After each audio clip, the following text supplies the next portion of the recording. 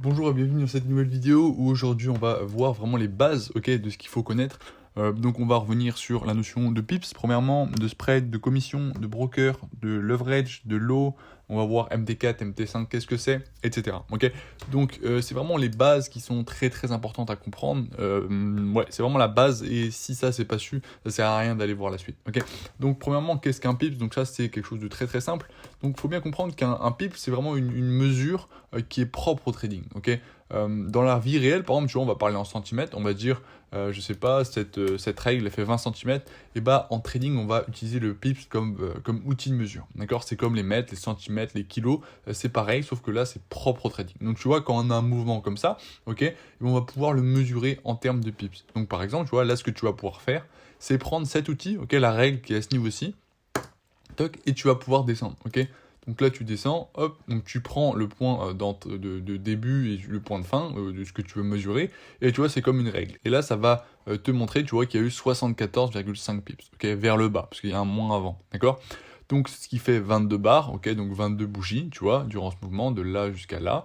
Et ça a duré 11 heures, ok, tu vois, tu as le temps, et tu as le volume à ce niveau-ci, et également, et ici, tu as la performance en termes de pourcents. Ok, donc ici, voilà, on a commencé ici le mouvement, il avait fini ici, et en fait, à la fin de ce mouvement, il y a eu moins 0,64% sur l'euro USD, d'accord. Donc l'euro, tu vois, a eu une perte, entre guillemets, de 0,64% par rapport au dollar, ok. Donc tu vois, donc voilà, c'est intéressant. Donc ça, c'est vraiment la base, d'accord, c'est le pips. Ok, donc le pips, c'est tout simplement une unité de mesure. Donc je te mets ça en grand, et hop, mince, tac, je vais pas écrire.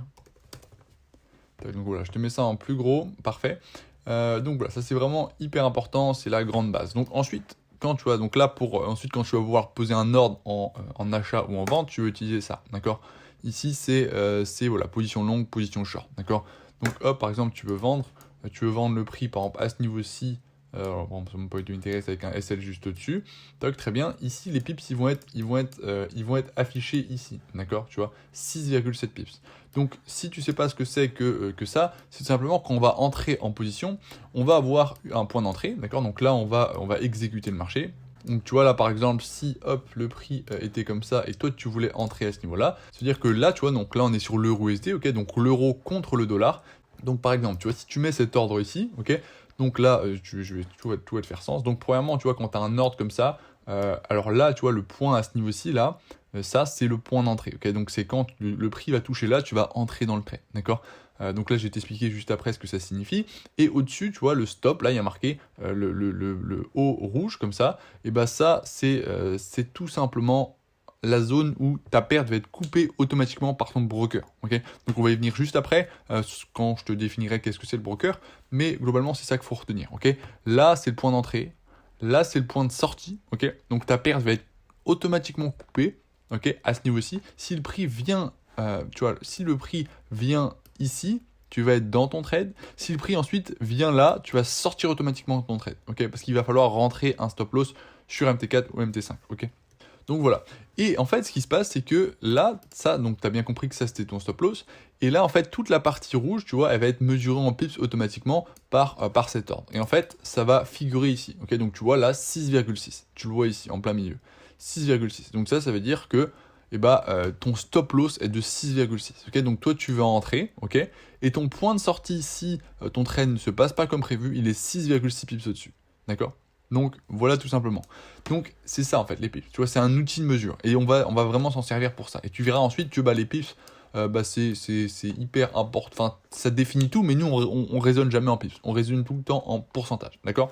Mais c'est important de comprendre les pips qu'on va utiliser par exemple pour calculer son lot, etc. D'accord. Mais au niveau du trading, on ne parlera jamais en pips. On va pas dire j'ai fait 56 pips. Non, ok, on va dire j'ai fait 8,55 fois mon risque. Parce que ici, ok, ce que tu vois, alors mince, ce que tu vois à ce niveau-là, tu vois, ratio risque-récompense, 8,55, et ben en fait, c'est si tu veux le nombre de pips de take profit, ok, le nombre de pips comme ça, ok, parce que ce que je t'ai pas dit, mais c'est que voilà, ce bout vert, ok, tout en bas, c'est ton take profit, ok, c'est là où tu veux couper ton gain automatiquement. Et ben là, tu vois, ton gain potentiel, il est 8,55 fois supérieur à ta perte potentielle, tu vois. Tu as 6,6 pips de stop loss et 56,4 pips de take profit. Donc ça veut dire quoi? Ça veut dire que si tu divises 56,4 par 6,6, tu obtiendras 8,55. Ça veut dire que tu prends un risque, admettons tu prends un risque de 1, ok, par exemple tu prends un risque qui est égal à X, ok, ça veut dire que ton take profit est égal à 8,55 fois X. Donc toi, ton take profit est égal à 8,55 fois X. Ça veut dire que voilà, tu vois, tes pertes sont inférieures au gain potentiel. Et ça va être important d'utiliser des RR qui sont assez gros. Ok, donc je te laisse prendre ça en note. Donc là, tu vois, je t'ai montré ça pour un ordre vendeur, d'accord, mais un ordre acheteur, c'est exactement la même chose, ok, sauf que c'est l'inverse. Donc hop, toc, donc tu vois, si tu veux acheter le marché, tu vas prendre cet ordre ici, parfait, et tu vas mettre ça comme ça, d'accord. Donc là, hop, tu vois, et donc là, enfin voilà, plus ton SL est gros, plus t'as de pips de SL, plus ton SL est petit, moins t'as de pips de SL, ok, tu vois. Là on aurait 2,8 pips, là on aurait 5,2 pips, etc. Et tu vois, en long, enfin on appelle ça un long, d'accord. Ça c'est également important, c'est un vocabulaire que tu notes. Long, ça veut dire acheter, ok. Et short, ça veut dire vendre, tout simplement, ok. Quand je dis je short le marché, c'est-à-dire je vends le marché. Et donc là, tu vois, là on est sur l'euro USD. Donc si par exemple tu short le marché, ok, si tu short l'euro USD, tu vas tout simplement vendre tes euros contre du dollar, ok, tout simplement, ok. Et c'est comme ça en fait qu'on réalise. Donc là on est sur le forex, hein. Là on est sur le forex, tu vois, c'est l'euro USD, tu vois, c'est deux monnaies, ok, l'une contre l'autre. Et ça, c'est vraiment le principal, il faut comprendre, c'est le forex, d'accord. C'est la spéculation sur les mouvements des monnaies, ok. Et donc maintenant, comme tu as bien compris, puisqu'on fait de la spéculation sur les monnaies, on ne peut pas trader qu'une seule monnaie, ok. Il en faut deux, parce que si tu veux, par exemple, si tu t'attends à ce que la monnaie baisse, si tu n'as qu'une monnaie, tu es obligé de l'avoir. Non, donc comme là on utilise deux monnaies, si tu attends à ce qu'une monnaie monte et l'autre baisse, et tu vas vendre celle que tu penses qu'elle va baisser et acheter celle qui va monter, comme ça tu vas avoir en fait la différence, ok, de cotation qui va se passer, ok. Si le prix monte, que tu achètes en bas et que tu revends en haut, tu vois, tu vas gagner en fait toute cette différence. Donc là, tu te dis, mais c'est bizarre parce que ici, vraiment, c'est des fluctuations qui sont minimes. Et là, d'accord, je suis d'accord avec toi, et c'est pour ça qu'on va avoir des lots et un effet de levier. Ok, donc je vais t'expliquer ça juste après. Donc là, je pense que déjà là, tu as vraiment la grande base, d'accord, c'est comprendre les pips et un ordre acheteur ou vendeur, tout simplement. Donc maintenant, qu'est-ce qu'un broker? En fait, si tu veux acheter ou vendre, comme je te l'ai expliqué, c'est pas quelque chose que tu vas faire manuellement par toi-même, ok? Tu vas appeler ta banque, je veux vendre mes euros contre du, je sais pas, ok? Non, c'est pas comme ça. En trading, on va avoir un broker, ok, qui est également un courtier, ok, c'est la même signification. Et en fait, c'est lui qui va s'occuper, enfin, c'est pas une personne physique qui va s'occuper de vendre tes choses. Non, c'est entre guillemets un algorithme qui va faire ça très très très rapidement et qui va exécuter à la microseconde près ce que tu lui demandes. C'est-à-dire que si par exemple sur ton broker tu veux vendre, ok, par exemple tu veux vendre le marché, hop, tout de suite maintenant à ce niveau T, ok, toc, t'appuies sur Sell, ok, donc là hop, si tu veux vendre tout de suite, boum, t'appuies sur Sell et là t'es dedans, ok, c'est-à-dire que automatiquement à la seconde près, à la microseconde près, t'es dans le trade, ça veut dire qu'il a exécuté ce que tu lui as demandé, ok. Et ça, c'est un broker qui va s'occuper de ça. Donc c'est pour ça que c'est beaucoup plus pratique, c'est très très très pratique, parce que t'as pas besoin en fait de, comme à l'époque, d'accord, quand tu voulais trader par exemple sur le marché, tu devais appeler un courtier, oui machin, je veux vendre tant d'euros contre tant de, voilà, tu comprends, ok. C'est plus comme ça aujourd'hui, aujourd'hui c'est informatique, et vraiment t'as rien à t'occuper entre guillemets, ok. Donc c'est très très pratique. Je pense que t'as cette image des films notamment quand on veut acheter ou vendre une action avec les téléphones, etc. Ou par exemple, je sais pas, une personne qui voulait échanger ses euros contre du yen japonais devait appeler sa banque pour que voilà, ça prenait des jours et des jours. Non, c'est plus comme ça du tout, du tout, du tout. Ok. Aujourd'hui, voilà. Et en plus, nous on traîne en CFD, donc c'est sur un contrat.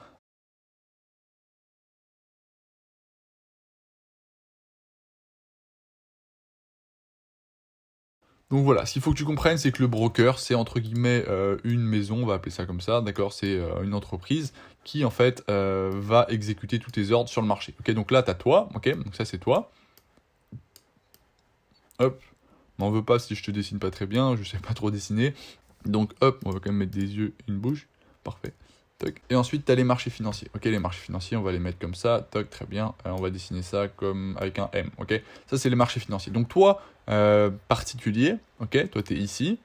Toi, tu vas vouloir rentrer sur les marchés financiers, ok, en achetant ou vendant un actif. Sauf que, comme je t'ai expliqué, c'est pas toi qui vas le faire. Et donc, l'intermédiaire entre les deux, c'est le broker, ok? Et c'est ce broker qui va transmettre tes ordres de marché. Donc si tu veux exécuter quelque chose sur le marché, tu vas le faire sur une plateforme de trading, okay, comme MT4, MT5, on y reviendra juste après. Et en fait, le broker va le transmettre au marché, ok? Et donc lui, il fait l'intermédiaire entre toi et le marché. Il va s'occuper de tout faire entre toi et le marché. Donc toi, qu'est-ce que tu vas faire? Tu vas prendre tes décisions si tu veux acheter, vendre, quand sortir de ta position, si tu veux manager ta position, etc. Donc ça, c'est toi qui prends les décisions, d'accord? Et le broker va exécuter tes décisions sur le marché, ok? Donc voilà, tu vois, c'est un peu comme ça que ça se passe, ok? C'est toi, le broker et le marché, ok? C'est tout. Donc tout ça, c'est informatisé, hein, t'as pas besoin de les appeler ou quoi. Le broker, de toute façon, il va exécuter que tu trades la nuit, que tu trades par exemple le week-end, la nuit, tout ce que tu veux. Il n'y aura pas de problème, parce que c'est des algorithmes, c'est une machine, ok, qui va transmettre tes heures de marché. D'accord. Donc il y a des personnes physiques, etc., qui régulent, voilà, tu comprends bien, mais tu n'auras pas besoin en fait qu'il y ait quelqu'un derrière physiquement dans le broker qui soit là à transmettre tes heures. Non, ok, tu vois, c'est mécanique, c'est informatisé. Donc ça, c'est un point important. Donc maintenant que tu as compris en fait ce que c'est le broker, bah c'est important que tu saches qu'il y a différents brokers, ok? Il y a des brokers qui sont des mauvais brokers, ok? Il y a des brokers qui sont des moyens brokers et des bons brokers. Okay, donc les mauvais brokers, c'est ceux qui vont t'arnaquer parce que en fait, tu vas déposer en fait ton argent chez eux, ok? Donc tu vois, c'est un petit peu complexe à expliquer comme ça, mais en fait, comme c'est lui qui va faire le lien avec le marché, c'est lui qui va injecter entre guillemets ton risque, ton argent sur le marché, d'accord? Et donc il faut que ce broker est ton capital. Ok, donc ça va être comme une banque entre guillemets pour toi. Et donc toi, tu vas déposer de ton capital, ton argent que tu veux trader chez eux. Ok, donc c'est pour ça que si c'est un mauvais broker, bah, ça va être fortement problématique. Parce que par exemple, si c'est un broker qui n'est pas honnête, et ben il va prendre ton argent, il va jamais te le rendre, etc. Donc ce qui existe, c'est les brokers régulés, d'accord? L'autorité des marchés financiers notamment régule énormément cela, d'accord? Pour justement établir des régulations, des règles pour justement que ce soit très safe. Ok, donc c'est-à-dire que par exemple, si tu déposes ton argent chez un broker, si le broker il ferme, tu vas pouvoir récupérer ton argent. Ok, ça c'est chez les bons brokers qui sont agréés et régulés. Mais il y a aussi d'autres brokers, tu vois, qui sont pas du tout de bons brokers et qui vont en fait même pas transmettre tes heures de marché, ils vont prendre ton argent, etc. Donc c'est vraiment important que tu te renseignes sur le broker. Ok, donc moi j'utilise par exemple IC Market Rose Spread Account. Ok, donc c'est un broker qui s'appelle IC Market. Mais qui est régulé, etc. Donc voilà, ça fait longtemps que je suis avec eux, c'est très très bien, voilà, c'est parfait, parce qu'ensuite, voilà, parce qu'ils m'offrent des spreads qui m'intéressent, etc. Donc ça, on y viendra juste après, la notion de spread. Donc maintenant que tu as compris ça, bah voilà, tu sais ce qu'est un broker, tu sais qu'il y a des bons brokers, des moins bons brokers, il faut se renseigner pour savoir si c'est un bon broker, un mauvais broker. Également, il y a l'autorité des marchés financiers qui a fait une liste noire, si tu veux, pour te montrer quels sont les bons brokers, les mauvais brokers. Et tu vois, ceux qui sont dans la liste noire, bah, c'est pas du tout des bons brokers, ok, c'est ceux qui arnaquent, etc. Comme il y a beaucoup sur les réseaux sociaux, notamment, d'accord. Il y a des gens qui veulent absolument que tu rejoignes leur broker, bah voilà, il y a une logique derrière ça, ok. Tout c'est que des liens d'affiliation, et en fait, une fois que tu utilises son lien pour rentrer sur le broker, le gars il touche la commission, et toi tu perds tout ton argent parce que le broker il récupère en fait tout le capital que tu vas lui donner, de quelconque manière qu'il soit, c'est-à-dire soit de manière un peu maligne, ok, sans que tu vraiment t'en aperçoives. Donc il va essayer de tout faire pour que tu fasses que de perdre, d'accord, et récupérer ton argent parce qu'il va pas transmettre tes heures de marché. Ou alors carrément il y a d'autres brokers que voilà, quand tu veux retirer tes gains ou tes pertes ou tu veux retirer ton capital simplement, ils veulent pas. Ok, donc ça c'est très très important de choisir un broker qui est fiable et un bon broker. Ok. Donc voilà à ce niveau-ci. Ensuite, on va attaquer le leverage. Ok, donc maintenant, donc ça c'est le broker. Ok, donc là on a vu les pips, les entrées, d'accord, les ordres. Donc on a vu les ordres et maintenant on va voir tout simplement. On a vu le broker également. Tac, on va le noter. On a vu le broker. Ok, et maintenant ce qu'on va voir c'est le leverage. Ok, donc qu'est-ce que c'est que le leverage? Bah t'as bien compris tout à l'heure, comme je te l'ai expliqué, que on trade. Alors hop. Donc maintenant, qu'est-ce que c'est que le leverage? Donc tu as bien compris tout à l'heure, comme je te l'ai expliqué, qu'on traite vraiment des petites fluctuations. Ok, tu vois, le prix, il bouge pas de 1 euro à 5 euros, à 10 euros, à 5 euros. Ok, non. Tu vois, c'est vraiment des tout petites fluctuations. Tu vois, là, par exemple, voilà, il y a durant les... Allez, on va prendre un exemple. Tu vois, durant les 4 dernières heures, hop, le prix, tu vois, il a fluctué de il est passé de 1,15631 à 1,15312. Donc tu vois, c'est très faible. Qu'est-ce que ça signifie cela? Ça signifie tout simplement que l'euro, ok, l'euro, donc à ce moment T, tu vois, cette bougie ici, là, toc, l'euro valait 1,15630, donc 1,15630 dollars, ok? C'est-à-dire que avec 1 euro, ok, si tu prends 1 euro, bah tu peux acheter 1,15630 dollars, d'accord? Tac, très bien. Hop, nickel. Et donc, une fois, ensuite, le prix, tu vois, il a chuté. Et à ce moment ici, ok, là, avec 1 euro, tu pouvais plus acheter 1,15630 dollars, tu pouvais acheter 1,15314, ok? 314, ok, dollars. Donc, tu vois, il y a une fluctuation, d'accord? L'euro a valu moins de dollars que tout à l'heure, d'accord? Parce qu'il y a eu une baisse, ok? Et c'est vraiment ça, en fait, c'est que toi, là, il y a des fluctuations de prix, et justement, en essayant d'anticiper ces fluctuations, si tu vendais, par exemple, tes euros contre du dollar à ce niveau-ci, et bah, tu vois, ici, tu aurais réalisé un profit de tout ça, ok? Donc, c'est comme ça, en fait, que ça fonctionne, les marchés financiers, tu vois? Voilà la spéculation que tu peux faire sur ces monnaies. Et donc maintenant, comme tu as vu, c'est vraiment des fluctuations qui sont toutes petites, ok? On bouge pas de 5 à 15 euros à 2 euros, ok? Et puis heureusement d'ailleurs, parce que sinon ce serait quand même assez compliqué. Tu vois, l'euro et le dollar restent quand même assez stables, d'accord? Si on prend un graphique en mois, tu vois, comme tu peux le constater, bah voilà, il n'y a pas des fluctuations qui sont non plus énormes, même si ça peut te paraître, ça bouge beaucoup sur les graphiques, tu vois, là on passe de, avec 1 euro en 2008, à son pic, tu pouvais acheter 1,60 dollars.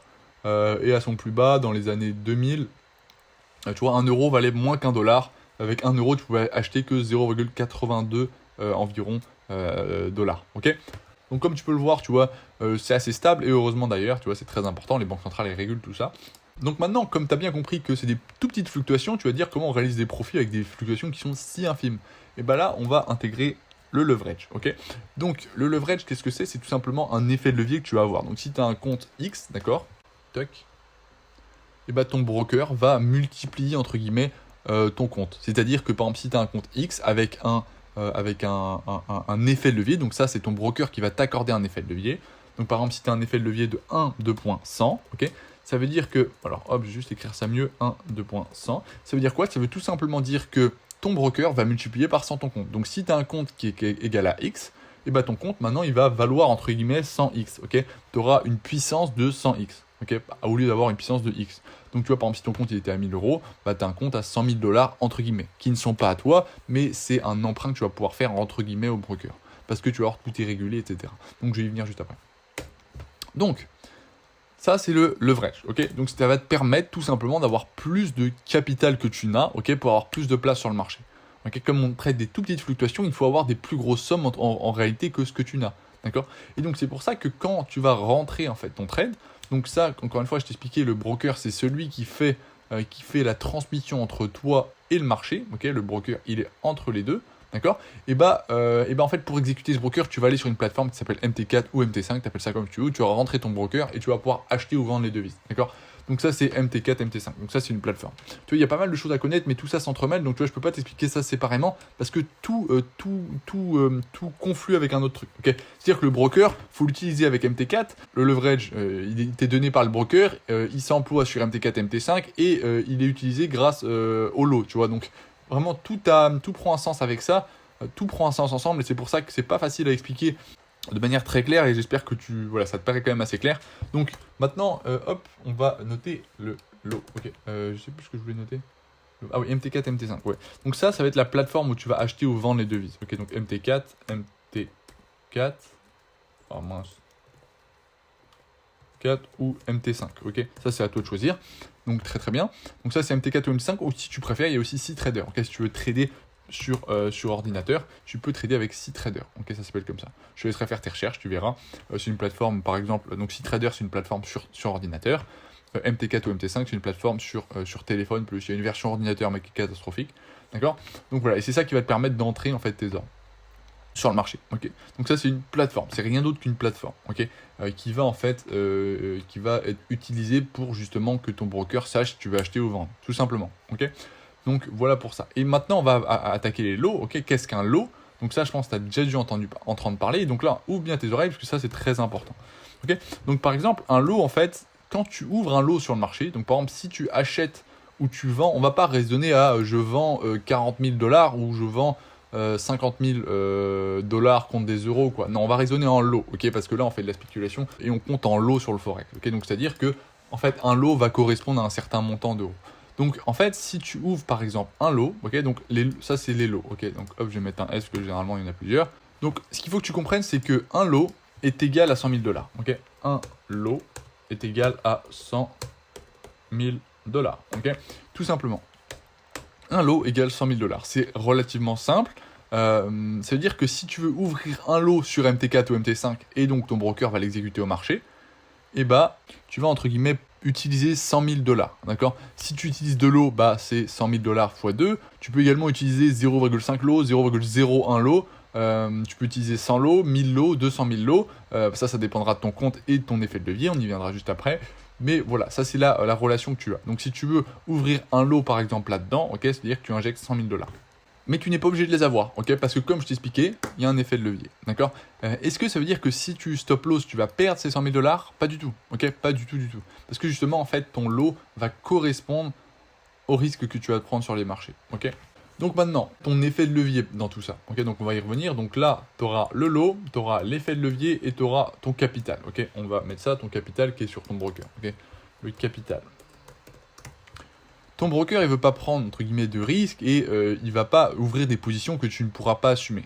Donc c'est pour ça que ton broker, il va te fixer un effet de levier, ok. Donc par exemple, si tu as un compte de 1000 $, ok, c'est plus simple comme ça, aux 1000 euros, ce sera plus simple, non 1000 $, parce que comme c'est en dollars, donc 1000 $ par exemple, très bien, toc, tu as un compte de 1000 $, tu as un effet de levier de 1%, 1, 2, 3, ok, 1 pour 1000, je suis con, 1%, ok. Donc c'est-à-dire que là, en réalité, ton capital, tu as 1000 $, tu as 100 000 $, ok.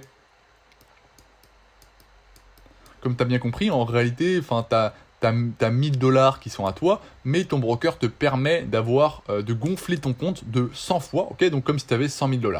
Et donc là, tu as bien compris que ça, c'est l'effet de levier. Donc, est-ce que tu vas pouvoir ouvrir un lot? Bah oui, ok, parce qu'un lot, c'est 100 000 $. Et toi, tu as une puissance de 100 000 $ qui t'est accordée par ton broker. Donc, tu vas pouvoir ouvrir un lot, ok, parce que ces 100 000 $ seront inférieurs ou égales à ton effet de levier fois ton capital. D'accord. Par contre, si tu veux ouvrir 2 lots maintenant, ok, 2 lots, est-ce que tu peux? Bah non, parce que 2 lots, c'est du coup 200 000 $ sur les marchés. Bon, 200K, ok. Est-ce que tu les as? Non, ok, parce que ton broker te permet d'avoir 100 000 $. Par contre, si ton compte, par exemple, il est plus à 1000 $, mais maintenant 2000 $, toc, bah 2000 $ fois 100, ça fait 200 000 $, et là, tu vas pouvoir avoir de l'eau, ok. Donc, plus tu as un capital qui est important et un levier important, plus tu vas pouvoir ouvrir de l'eau sur les marchés, d'accord. Donc voilà, ça c'est important à comprendre. Mais en réalité, si tu prends un stop loss, okay, donc si ta perte elle est coupée automatiquement, j'espère que tu te rappelles de ça, je t'ai expliqué ce que c'était le stop loss, et bah est-ce que tu vas perdre, par exemple si tu ouvres un lot 100 000 $? Non, pas du tout, ok, pas du tout, du tout. Parce que ce lot va être calculé en fonction du pourcentage de risque que tu veux prendre sur le marché, ok. Donc c'est-à-dire que si tu veux risquer 1% de ton capital, donc c'est-à-dire si tu as un compte à 1000 $ à perdre 10 € maximum, 10 $ maximum, pardon, et bah dans ce cas-là, tu vas faire un calcul pour ouvrir un nombre de lots correspondants, ok.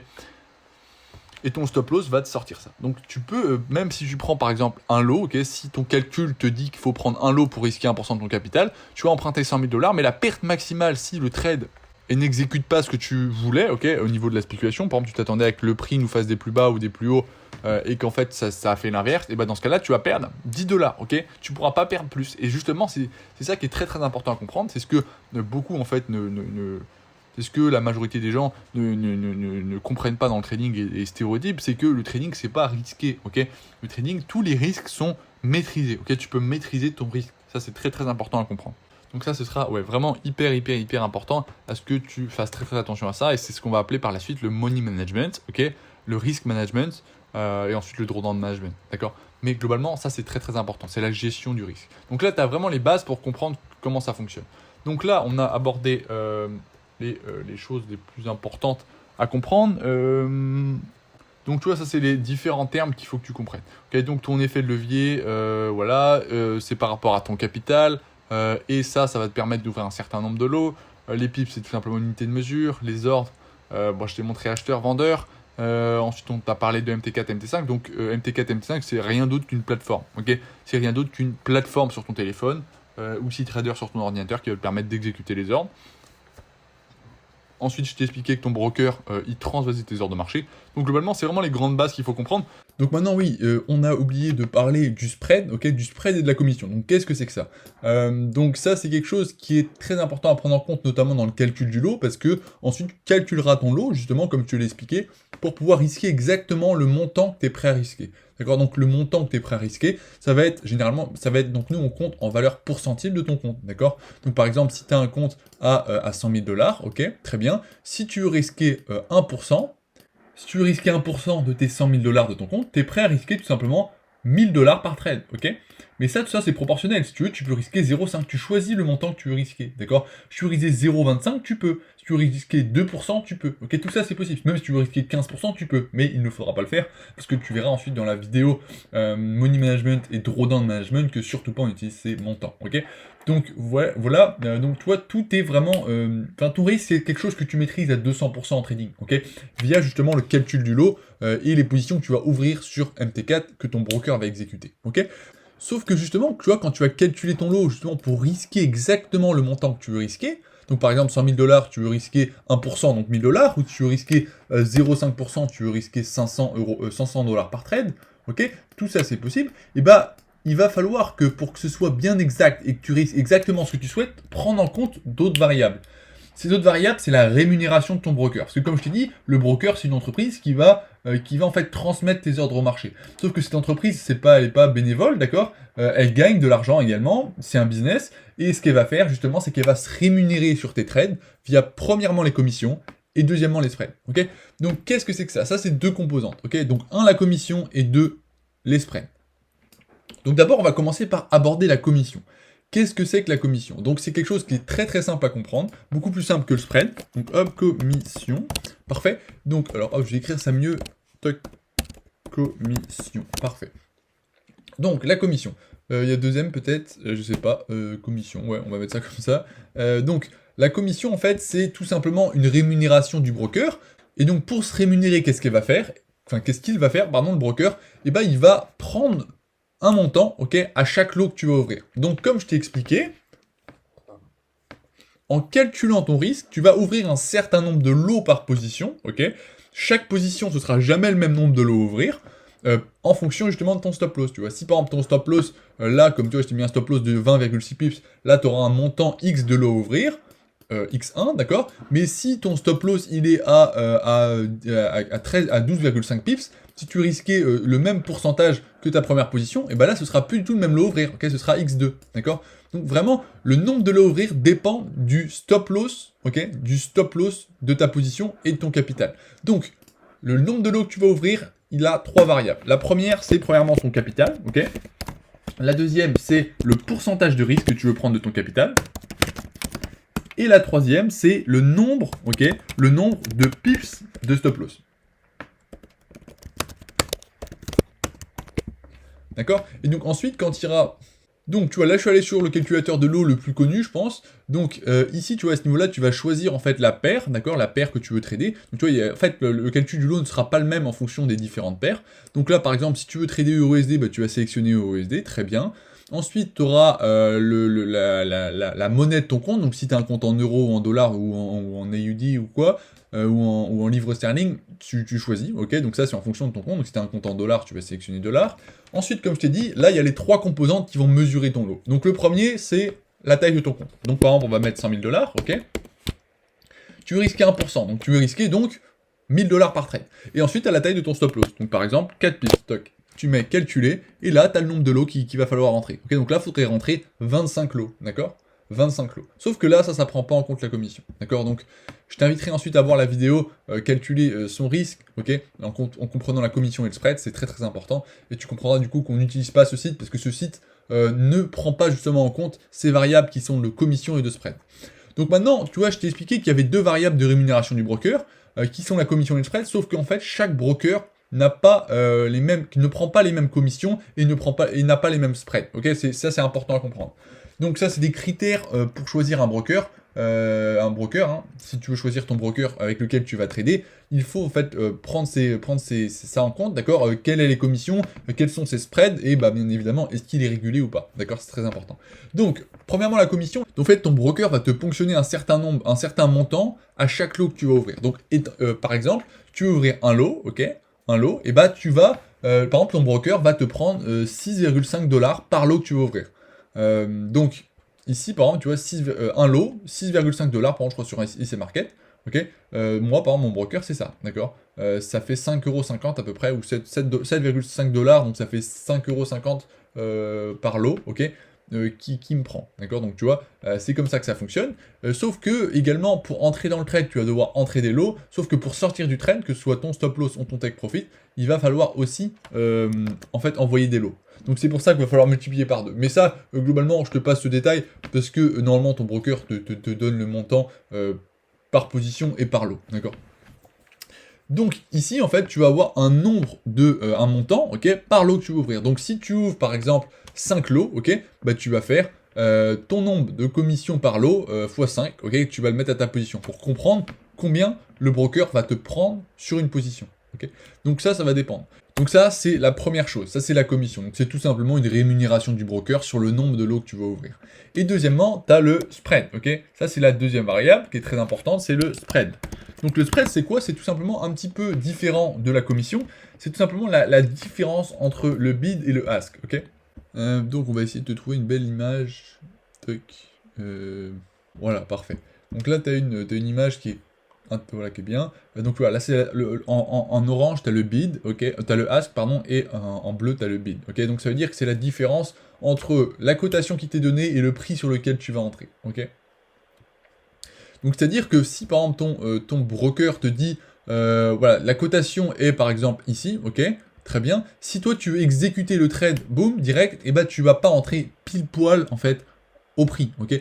Sauf si tu trades avec mon broker, parce que mon broker il s'est market sur EURUSD, tu vois, il y a 0,0 pips de spread. Donc là où tu entres, là où est le prix, tu entres exactement là. Sauf que justement, des fois il y a un spread, et ce spread justement c'est la différence où tu vas entrer. Donc c'est-à-dire que si, donc là je t'inviterai à regarder la vidéo, le spread et la commission. C'est une vidéo qui est très complète, qui t'expliquera ça bien en détail, mais globalement c'est juste une différence entre le point de la cotation et ton point d'entrée. Donc si par exemple si t'as un, comment dire, donc si t'as un spread qui est positif par exemple, donc si t'as un spread par exemple de 0,1 pips sur le USD, ou 0,5, peu importe. Donc là, on va prendre un exemple de 0,1. C'est-à-dire que si tu veux entrer en buy à ce niveau-ci, ok, donc là, tu veux rentrer en buy. Dès que le prix touche là, tu vas rentrer pas ici, tu vas rentrer 0,1 pips en dessous de ton entrée. Ok, donc tu seras directement en léger négatif. Ok, donc c'est ça le spread. Et si tu es en vente, parfait, toc, et bah, au lieu de rentrer pile ici, tu vas rentrer un petit peu dessus, ok, juste là. Tu vois. Donc c'est ça le spread, en gros, tout simplement. C'est juste ça. C'est juste qu'en fait, quand tu veux entrer ou sortir, et bah, ce sera pas exactement pile poil au même endroit que tu voulais. Mais comme si tu as un tout petit spread, ça va quasiment pas se ressentir. Et moi, avec mon broker, par exemple, j'ai 0 spread. Donc voilà ce que c'est que le commission et le spread. Le spread, c'est la différence entre le bid et le ask. Ok, donc je t'invite à regarder peut-être un petit tuto, je pense qu'il y en a sur YouTube qui sont très simples, qui vont t'expliquer ça. Mais globalement, c'est ce qu'il faut savoir. Okay, c'est juste que tu vas entrer pas pile poil au même endroit que la cotation. Ce que tu vois ici, le prix qui t'est donné, c'est la cotation de ton broker. C'est la cotation du prix, ok, qui t'est donné par ici le broker FXCM, qui va normalement correspondre au broker que tu utilises toi.